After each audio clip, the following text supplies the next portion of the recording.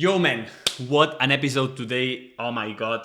If you're creating music as a musician, as a band, you're creating metal music, you should watch this episode because I'm gonna tell you why, if you're having this feeling that your music is not resonating enough in people, it's because maybe it's lacking of something. And this something, we're gonna today study it through the lens of Justin Bieber. And you will tell me, fuck no, Justin Bieber. Yeah, I was the one also who was mocking Justin Bieber back in the day. And I had fun of him, and I was allergic to Justin Bieber's music. But let's say that everything started to change in 2020, and we're gonna go through this, and we're gonna look behind the scenes on what thing he was applying on his music that started to be very, very magnetic, and that exact same thing is the thing that will make your music be more magnetic. Okay, so don't miss this because you're gonna learn so much from today's episode, from your upcoming music, upcoming career stuff that you have to do, shows preparation and everything.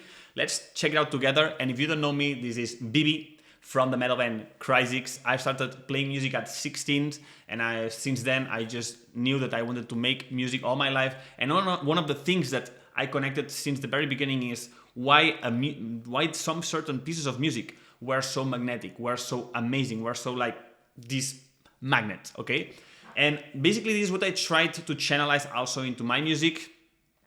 With my career, with 6 albums in studio with Cryzix and playing all over the world, but also this is something that I still today I try to perfection, and also I'll try to teach, because this is what makes really the difference. And like I call it, is like paying attention to the seed that you're putting into music. And if you wanna research more about this, I have an artist survival kit. It's a free resource where you will have more information about this and how to promote your next single on Spotify. But today we're gonna just pay attention into the seed.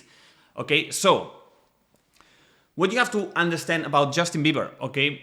And all I knew back in the day, it was all this Baby Baby Oh, this song that I hate so much yet to this day, even that I declare myself fan of this guy now because of the recent show that he did in Coachella. Let's say that it was the final step for me to become like a super fan. Not super fan, but at least a very, very good fan, okay?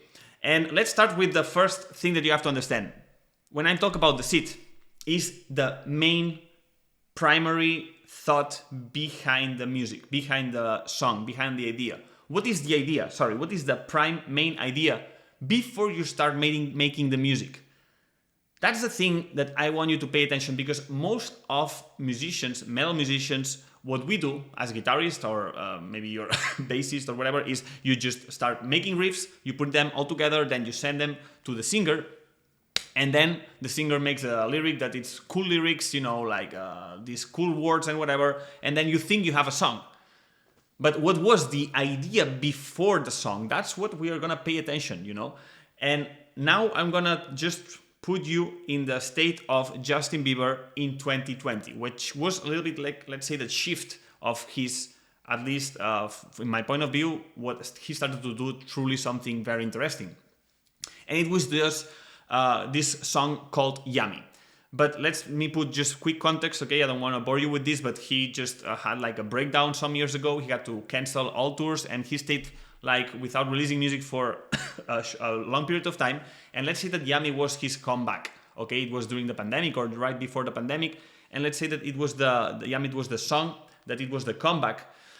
And before this period, let's say that he was very connected to Didi. This guy, Didi, that he was accused for child traffic and all these things, So he was very close to him years before. But then he started to have more and more distance. And the more distance he took, then he released this song that it was very shocking. Because in this song, if you see the video, let's say that he was exposing in a symbolic way, because this is only conspiracy theories, but let's say that in the video he was exposing the child traffic, the white parties, all this Pizzagate shit that came with the Epstein files. Later on, now we understood more and more that this video was exposing a lot of this. And if you pay attention to the strategy that he used to post and announce the new album, or the new single called Yummy, he posted like a lot of pictures in his Instagram all in a row from babies with a hashtag called Yummy. Okay? Back in the day, nobody knew what the fuck he was doing, you know?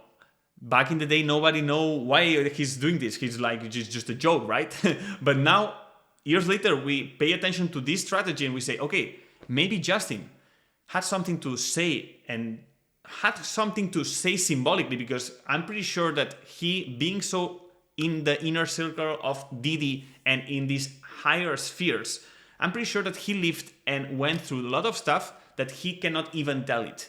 I'm pretty sure that he, because of the trauma or because he's compromising a lot of people. So let's say that he used this song to start putting light into something that for him was relevant and important. And you can think, maybe you're inventing it. Yeah, maybe. But all these posts of the babies, all this Yummy video where he's like in this party with higher people from the industry or people with influence, just eating in a gross way, in a very disgusting way, and he's disgusted being surrounded by these people. And by the fact that there's a lot of symbolism in the video, I encourage you that you check it out. And also by the fact that he, meanwhile he was filming this video, he was telling to the public, to the press, that he had this mental breakdown, that this video was very, very something very important for him, that it was very shocked emotionally to film this video. So it's not just a fun video of him, you know, being surrounded by all this party and food and people and this cool word called Yummy. I deeply believe that he had something crazy deep inside of him, that he channelized it into this music. And that's when now I'm paying attention to the seed. The fucking seed.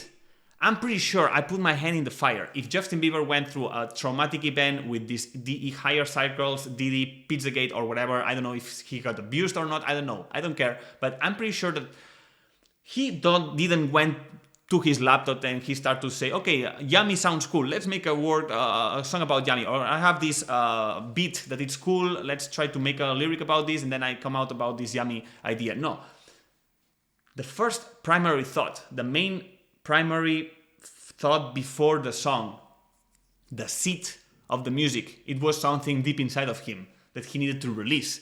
And out of this, then he started to build something around it, which is a song, or maybe an album, or maybe whatever, you know, maybe the strategy, the you know, the content, the babies that post on Instagram. You know, without this seed, it's impossible that you come out with this strategy and this idea and this thing, because why you do that? Why you should post pictures about this or that, you know? So that's what I try to put a lot of attention when I work with other bands, you know, also not just with my own music, because I also try to do this, but also when I work with other bands and they told me like, man, my release is invisible, you know? I just put the video out there and yes, of course, my monthly listeners go up, but then all of a sudden, fuck man, everything goes down, the interest goes down again, and nobody gives a fuck about me or my music. Man, what was the seed of your music? Did this seed really touch somebody? Because look, we're still talking about this fucking video from Justin Bieber 5 or 6 years later, you know? And why? Because he had something that maybe back in the day somebody understood or somebody didn't understand, but he did something that it was powerful, you know?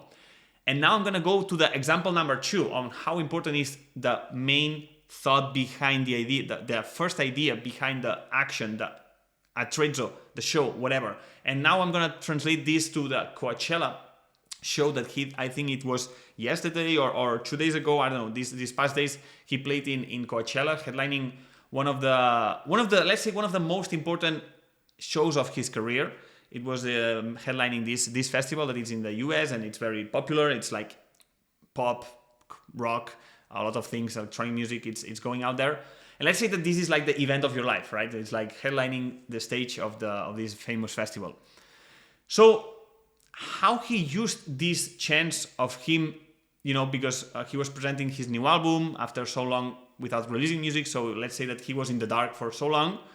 And this was his chance to prove to the world that he was back and he was doing something meaningful. And you know what he did? Instead of trying to bring this big production rock star kind of thing that proves you that you are the best of the best performer in life, in the universe, or in the whole galaxy. What he did, that's what I really love. And look, my chicken skin, goosebumps. What he did is just bring a laptop up on stage, and he started checking his older videos, his older posts, because his career is very long. He started very, very like a little kid, and that's why he went through a lot of shit that nobody of us and you never will know about what it's like to be a fucking little kid, that you start making great songs and people start talking about you and everyone wants to have a piece of you and everyone is interested in you, and you're a little kid, innocent, with all this movement around you, getting tons of money. You might think, oh, he was lucky, and he is privileged. But man, the level of exposure that he had on some dark, shitty things, you cannot even imagine that. Maybe you didn't have this life and I didn't have obviously this life, but I was not exposed to this darkness that it comes with fame. And he was there, being a little kid, being the best kid of the world, So you can imagine that the journey of this guy, through all his career has been like ups and downs. And let's say that right now I see a Justin Bieber that it's more mature, it's more like himself, and he used this space to connect with his laptop, YouTube, like if you are in his house, just checking videos, his old videos, memes, videos, funny videos, and also old songs. He started to perform old songs, just pressing play, and the sound goes on, with the PA system, and then he's singing all over his own songs that he did 10 or 15 years ago, like this Baby Baby or whatever song that it is, You know what that means, guys? This is him using this space to heal with himself, with his part of himself, the innocent part of himself that he knows that it was lost back in the day because he went through so much shit. And somehow, and this you can connect with that sometimes when you lived a period of your life that is shit, or you did a lot of mistakes, or you went surrounded by a lot of turmoil and trauma or problems or issues, even that apparently everything is good, but you deeply inside of you, you're just dead, you try to, you just try to cover up, this, and you start to just try to move on and try to be a new version of yourself that you feel more aligned with yourself, But there's a moment of your life, that of each one of us, that you have to take a little look to the past, and heal, and make a bridge between who you were, all the mistakes you did, and acknowledging that this was the path. This starting point was necessary for you to become the person you are now, So let's say that Justin Bieber used this spot, Coachella, main stage, the biggest show of his career probably, to make this bridge between the person he became after all this storm shit, the bridge between how it started and how he started to lose the control of his life, with all these videos, all these memes, all these hits that he did, and probably he was hating all on the journey, because these songs are the ones who took them to fame, but also are some songs that maybe you don't feel represented anymore. When you have a long career, I can feel it in myself too, there are some songs that you did it because it was product of you back in the day, but now you don't feel it anymore. But what about if this song is a hit? Then you have to keep on playing it and playing it, and you're not feeling it. So let's say that this was a journey of healing, these two past, the past and the future.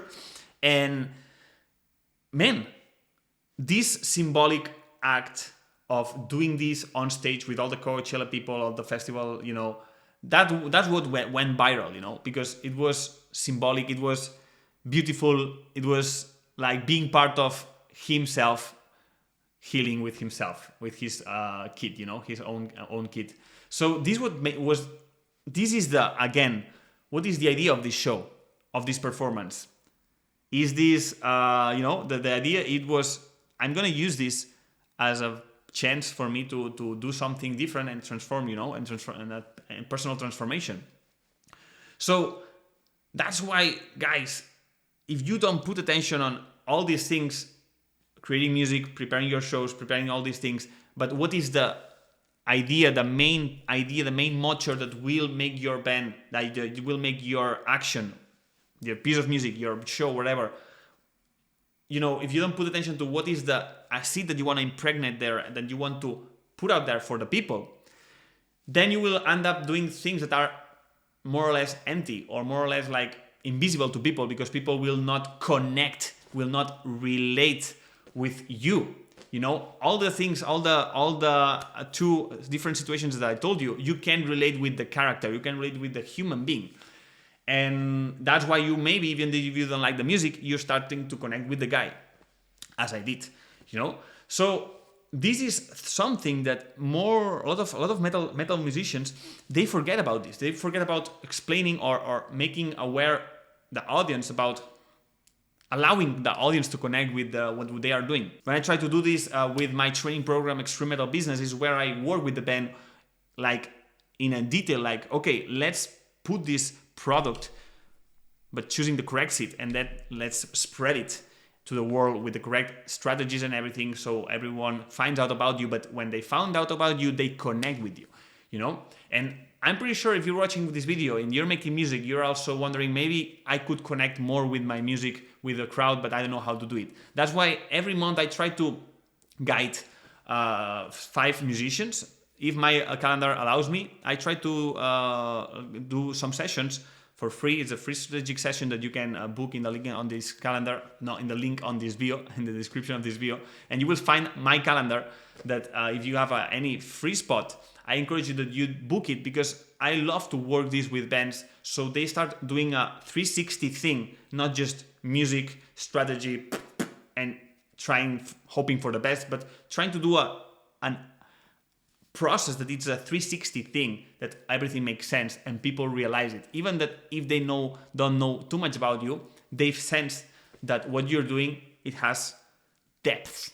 So if you want me to help you and guide you with this, I love to do this work with musicians that are aspiring to do something good with their music. You have the link in description, the Calendly. Book it if you find a free spot. Let's check it out together, okay? And I hope that you got a little bit of insight on when you have to do your next music, guys. How you have to see the depth of the idea of you're trying to do, okay? I hope that you guys took this seriously, because this is what makes a difference in your next release, okay? Thank you for watching. Follow me on BB Plaza, at BB Plaza on my Instagram, because I also share a lot of knowledge and insights like this, so you can follow more of this, and I'll see you in the next one. Cheers!